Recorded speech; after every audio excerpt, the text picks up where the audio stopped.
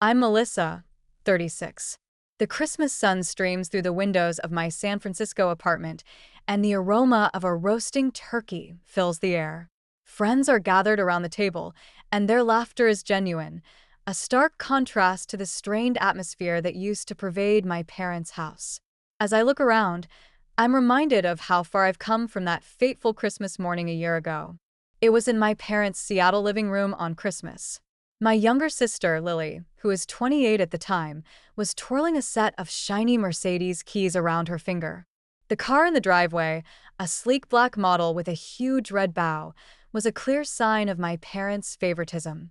Meanwhile, I sat there, looking at the plastic piggy bank in my lap, a cheap toy from a long, forgotten kids' show.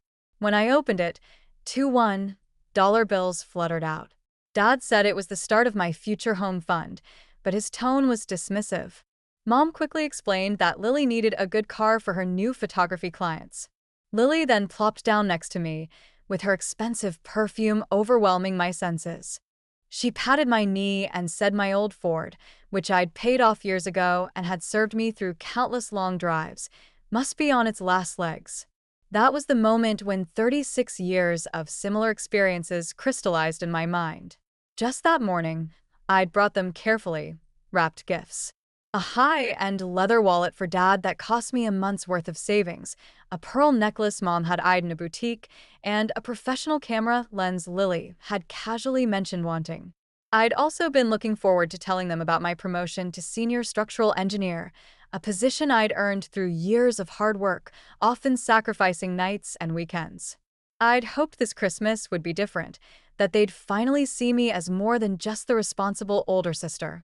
But as I placed the piggy bank on the coffee table, I felt my hands trembling. I mumbled an excuse about going to the bathroom and walked up the stairs. The wall of family photos was filled with Lily's smiling face, while mine was rarely seen. In the bathroom, I locked the door and stared at myself in the mirror. I tried to cry, but no tears came. Instead, I felt a pressure in my chest, like my heart was being squeezed. That night, as I lay awake in my childhood bedroom, listening to Lily's laughter downstairs as she planned her first road trip in the new car with my parents, I knew I had to leave. At 2:30 a.m., I got up and packed only the essentials: a teddy bear my grandfather gave me, a photo album from my university days, and a small box with my first architectural blueprint. I left the expensive gifts I'd given them over the years behind. As I drove away, my phone buzzed. It was Mom, asking if I'd paid the water bill for their beach house, which Lily often used for photo shoots. Memories of a lifetime of being overlooked flooded my mind. On my 5th birthday, Lily had a princess-themed party with a live band and a 5-tiered cake, while I had a simple store-bought cake and only a couple of friends. When I asked why, Dad said Lily needed the social experience, and I was more independent. At my high school graduation, I was the valedictorian, but my parents were at Lily's dance competition. They promised to watch the recording, but the video cassette remained unopened.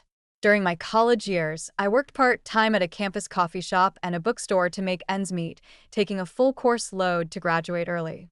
Meanwhile, Lily traveled around Asia, exploring her artistic side, all funded by my parents. Dad said she needed to find herself, while I always knew who I was. As I drove south, I got a call from my college roommate, Sarah. She heard the pain in my voice and invited me to stay with her in San Francisco.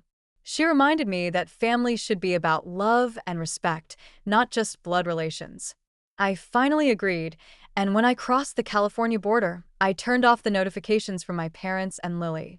A small diner on the roadside was where I stopped for breakfast. An old waitress named Betty could tell I was heartbroken. She said blood makes you related, but love and respect make a family. Her words stuck with me.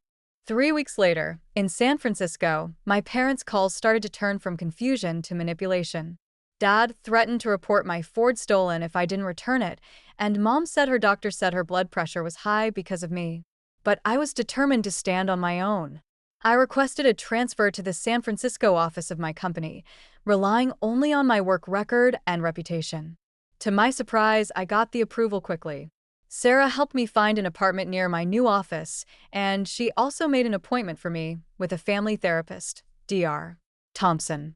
In therapy, I finally put into words the favoritism I'd endured my whole life.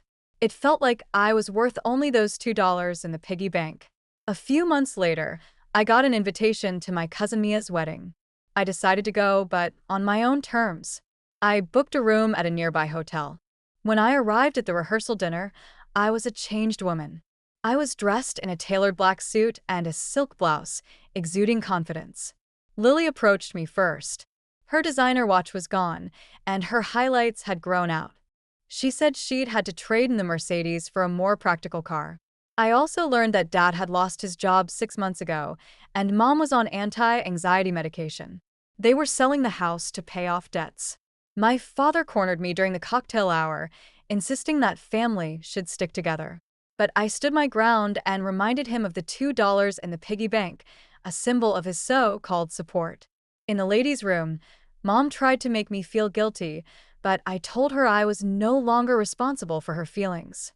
The next day, in the library before the wedding, they staged an intervention. Lily said it was all my fault that Dad lost his job and they were selling the house. But I was prepared. I took out a photo album filled with evidence of their favoritism over the years, as well as bank statements showing how they'd fully funded Lily's education while I struggled with student loans.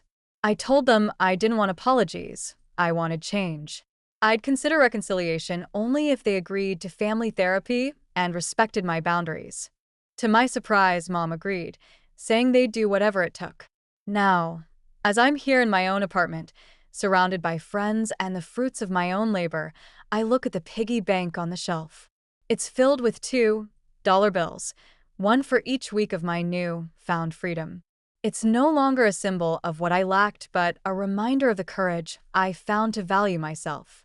The piggy bank sits there, a silent witness to my journey of self-discovery and self-worth. My friend Sarah raises her glass and says, "To Melissa, who's built a new life and new bridges, both at work and in life."